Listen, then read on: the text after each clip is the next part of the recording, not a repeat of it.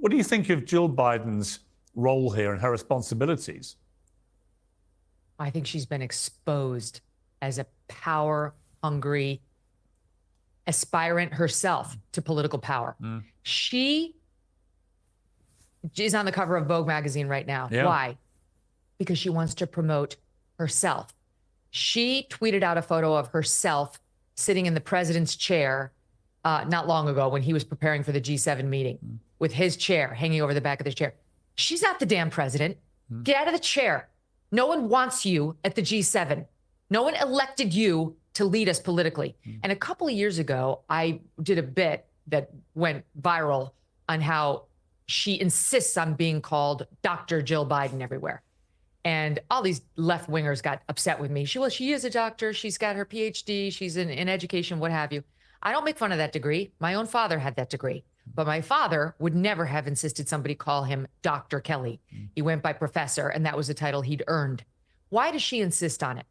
Because she's power hungry, because she has a small fractured ego that she needs built up. She needs the affirmation of strangers to give her an honorarium that really means almost nothing. The only people who get to be called doctor legitimately, I understand, no disparaging of the degree, are medical doctors. If you can't say, yes, I will resuscitate him when he has a heart attack on a plane, stop using that label. When you get introduced at a book club or on The View, which is what she does, all right? And I do think it's tied to what we're seeing now, the big reveal about her. She's power hungry. She wants it. What did we see from her on debate night? We saw her take the stage and guide the president of the United States down the stairs like a mama would of a toddler, like you and I both did when our kids were babies. And then after the debate, that clip that was everywhere with her saying, "You did it. You answered all the questions." Again, speaking to her the way I speak to my dog when he sits on command. It really was. This is the leader of the free world. She knows how infirm he is. She wants a shadow presidency. Becomes a Surgeon General. His wife. Because Joe Biden's wife, because she, you know, he would never do it, but she's a hell of a doctor. She's an amazing doctor. I thought she was a doctor and PhD. Yeah, I could be wrong. Maybe I thought she was I think she's a teacher, but you know, my doctor.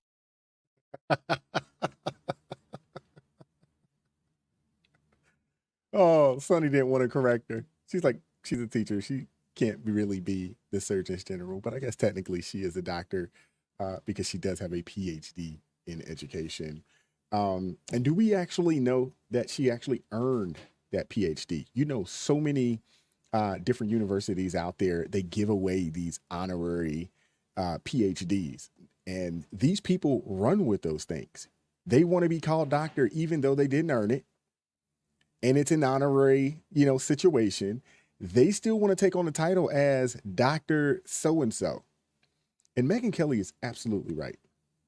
This lady, she is, wow, she is in dire need or dire want of the power.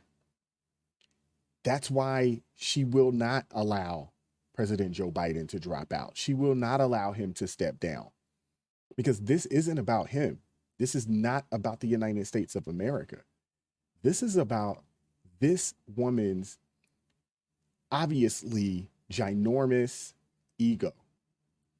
Again, First Lady, I mean, this is not the first time we've seen the First Lady on a Vogue or being interviewed or being fawned over, for that matter. Not that I think people fawn over the First Lady, not this one.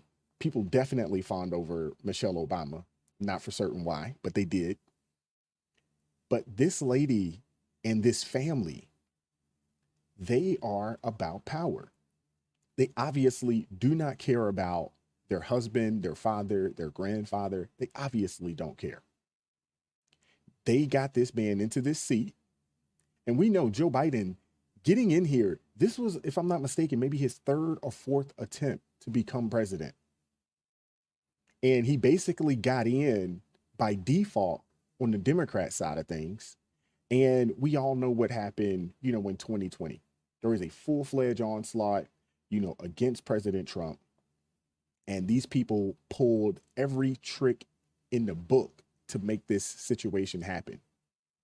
But it can't happen this time around. The wool has now been pulled from over a lot of people's eyes.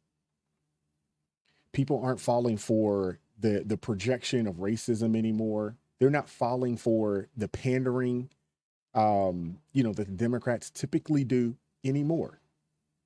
Not in mass. There are some people that are going to vote for these people no matter what, just because that's just who they are, and they think that that's what they feel like they're supposed to do. But there's a whole lot of people out there that are becoming free thinkers, and they're saying, we're not doing this again. They're feeling the pinch of this economy right now. They're feeling the fact that food prices are up 25 to 40%. Gas prices are up over 100%. Wages are down and being suppressed. We're in a full-fledged recession right now. Mainstream media doesn't want to talk about it. Companies are laying off people in droves. Millions of people have lost their job during this administration. So they can't gaslight, they can't project, they can't pander enough to get the masses to support this guy in this administration. They just can't. Because the money is funny and this change is strange for all Americans. For all Americans. And then you add in the fact that they've brought these illegal migrants in. They've brought these people in. They are taking American citizen positions. It is happening. I know a lot of folks were up in arms, because President Trump said, these illegal migrants are taking Black and Hispanic jobs. He could have worded differently, but it's off the cuff in a debate.